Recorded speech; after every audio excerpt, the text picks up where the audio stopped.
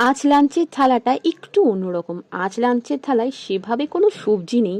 আজ মা অনেকদিন পর বানিয়েছে বড়ার তরকারি। এই বড়ার তরকারি আমাদের বাড়ির সকলের খুব প্রিয়। এটা হচ্ছে খেসারি ডালের বড়া।